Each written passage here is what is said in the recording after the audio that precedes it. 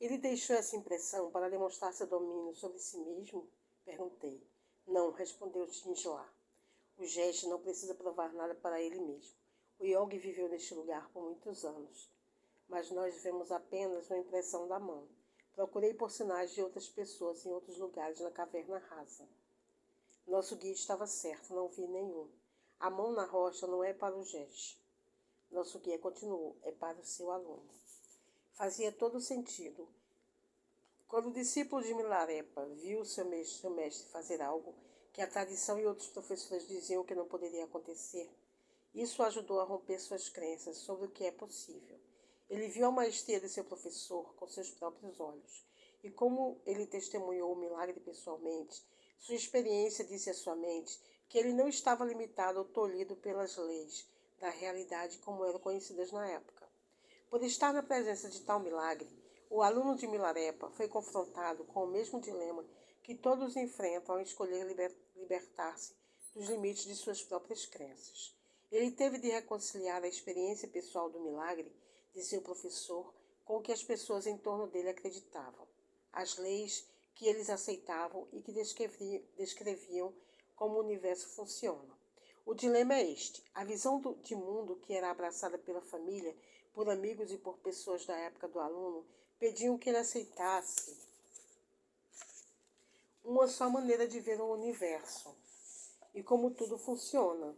Isso incluía a crença em que a rocha de uma parede de caverna é uma barreira para a carne de um corpo humano. Por outro lado, o aluno acabara de ver que há exceções às tais leis. A ironia é que ambas as maneiras de ver o mundo estavam absolutamente corretas. Cada uma delas dependia da maneira como alguém escolheu pensar sobre ela em um determinado momento. Eu me perguntei, será que o mesmo não poderia estar acontecendo em nossa vida atualmente? Por mais forçada que esta questão possa soar à luz do nosso conhecimento científico e de nossos avanços tecnológicos, os cientistas da atualidade estão começando a descrever uma ironia semelhante. Usando a linguagem da física quântica, em vez de evidências de milagres yogis, um número crescente de cientistas na linha de frente das pesquisas sugere que o universo e tudo o que há nele é o que é por causa da força da própria consciência, nossas crenças e o que aceitamos como a realidade do nosso mundo. Curiosamente, quanto mais compreendemos a relação entre nossas experiências interiores e nosso mundo, menos forçada se torna essa sugestão. Embora a história da caverna de Milarepa seja um exemplo poderoso da jornada de um homem para descobrir sua relação com o mundo, não precisamos nos isolar em uma caverna e comer urtigas até ficarmos verdes para descobrir a mesma verdade por nós mesmos. As descobertas científicas dos últimos 150 anos já mostraram a existência da relação entre consciência, realidade e crença.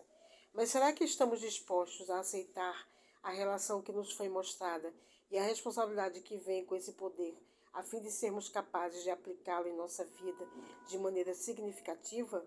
Somente transpondo a barreira que leva ao futuro e que está no horizonte, saberemos como responder a essa pergunta. Sabemos que existem coisas que não sabemos. Durante uma conferência de imprensa na sede de OTAN, na Bélgica, em junho de 2002, o então secretário de Defesa dos Estados Unidos, Donald Rumsfeld, descreveu o status da inteligência e da coleta de informações em um mundo pós-11 de setembro, em uma declaração famosa. Existem coisas conhecidas, existem coisas que nós sabemos.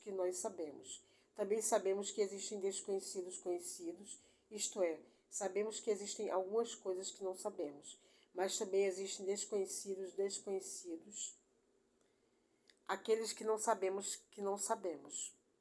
Em outras palavras, Hamilton estava dizendo que não temos todas as informações e sabemos que não as temos. Embora esse agora famoso discurso fosse dirigido para uma reunião da inteligência norte-americana em vista da guerra contra o terrorismo, pode-se dizer o mesmo a respeito do estado atual do conhecimento científico. Por mais bem-sucedida que a ciência tenha se mostrado em revelar as respostas para nossos mistérios mais profundos, algumas das maiores mentes do nosso tempo sugerem ostensivamente que a linguagem da ciência está incompleta. Em 2002, um periódico do Nature Publishing Group apresentou um editorial que descreve as virtudes do método científico. O texto afirmava: por sua natureza, mesmo em sua expressão mais exata e profunda, a ciência é incompleta em suas explicações, mas se autocorrige à medida que se afasta do ocasional caminho errado. Embora a autocorreção das ideias científicas possa eventualmente de fato ocorrer, às vezes ela precisa de centenas de anos para conseguir dar esse passo, como demonstra o argumento que indaga se o universo está realmente conectado ou não por um campo de energia. Essa limitação não é exclusiva de um único ramo de estudo, como a física ou a matemática. O médico e poeta do século XX, Lewis Thomas, por exemplo, afirmou que na vida real todos os campos da ciência são incompletos. Ele atribuiu as lacunas em nosso conhecimento à juventude da própria ciência ao afirmar: qualquer que seja o registro de realizações feitas durante os últimos 200 anos, a maioria dos campos da ciência ainda se encontra em seus estágios muito iniciais. Código de crença 3. A ciência é uma linguagem, uma das muitas que descrevem a nós, o universo, nosso corpo e como tudo funciona. Reconhecidamente, há enormes lacunas em nossa capacidade científica para descrever porque tudo é da maneira como é. Por exemplo, usando a linguagem da ciência, os físicos acreditam ter identificado com sucesso as 4 forças fundamentais da natureza e do universo: a gravidade, o eletromagnetismo e as forças nucleares forte e fraca. Embora saibamos sobre essas forças o suficiente para aplicá-las a tecnologias que vão desde microcircuitos até viagens espaciais, também sabemos que nossa compreensão a respeito delas ainda está incompleta.